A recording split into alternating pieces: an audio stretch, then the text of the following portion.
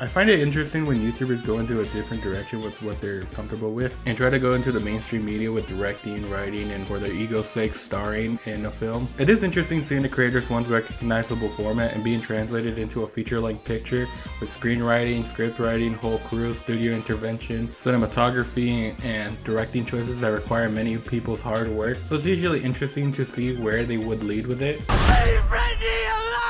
Terrible, they lead somewhere terrible. From Not Cool to Late in America to the Smosh movie to Airplane Mode. All of these show that sometimes just because you could do it doesn't mean you shouldn't do it. Sometimes there are YouTubers who have no experience making or having barely any interest whatsoever and are given the opportunity of a lifetime of making something, and most of the time it ends up being shit. But on a rare case, you get the opportunity to give the gift of making a film to talented YouTubers who have experience with the medium that can lead into something good, which is kind of related to the topic of the video. Fred the Movie was a movie that came out in September 18, 2010, and oh, wrong movie. Talk to Me was a recently released horror movie directed by Danny and Michael, I'm not even gonna try to say that, or you might know them by their YouTube channel Raka Raka. I didn't grow up watching them, but I did watch some of their most popular videos like Marvel vs. DC, the Ronald McDonald series, and I did catch up with their connection to the Ash vlog ARG, but recently they were given the opportunity to direct a feature-length film for A24, you know, the company that every film bro sucks its dick until it becomes popular. And this film shocked a lot of people, not because it's a horror movie, it's because it's a good horror movie that was directed by YouTubers.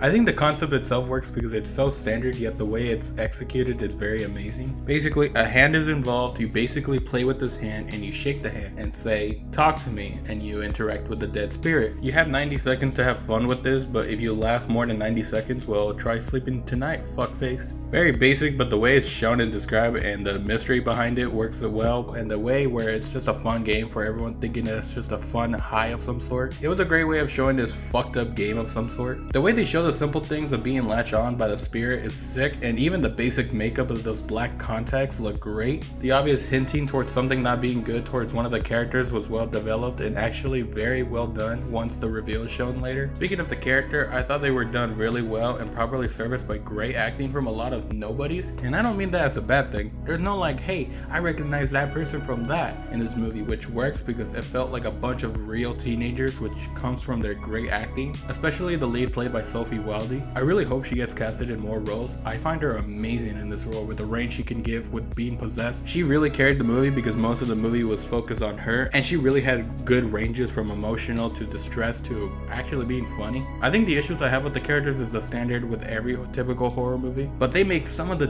dumbest decisions ever made. I know teenagers are dumb as fuck, but it still kind of fucking triggered me with the amount of stupid shit they've done in this movie. I think the pacing was also very good, where it didn't rush along to get to the horror part, and it knew how to deliver it without feeling like it's rushed. It feels perfectly natural, and I think things are either explained greatly or are left up to a mystery, which can be annoying to some, but I really enjoyed it. I think the horror is where the movie has a lot of fun with. I think the horror really sticks when it's disturbing, like when the actor gets possessed and they act with the spirits being attached to them. And I think the sound design in this movie also helps build up the horror as well. There's a scene where they use a water effect for one of the possessions, and it sounded so uncomfortable, it worked really well. I think the squeamish things like body horror are done really good when they're incredibly disturbing. Let's just say there's one character who's basically the punching bag of the movie, because my god, they treat him like shit. There's a scene with an eye, and I kinda lost my shit because I kept rubbing my eye making sure it's still intact after that scene. My god, that was terrible. I want to also mention this, my favorite moment of the movie is actually the intro. It works as a great introduction with a great long one-shot take, a great setup with a mystery that comes back later, and the payoff that basically helps explain the movie and probably the answer to another question of the movie. It was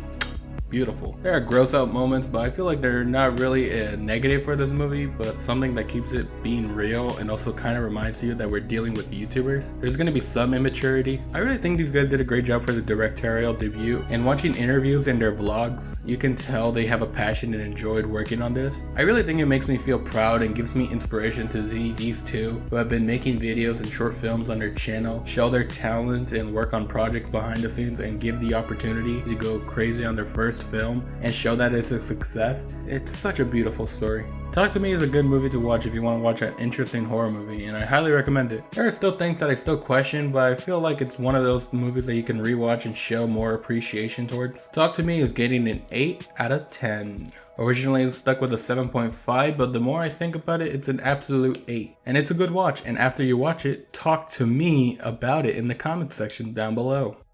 See what I did there? Should I shoot myself? But for real, watch the movie. The working ways, no need to hurry.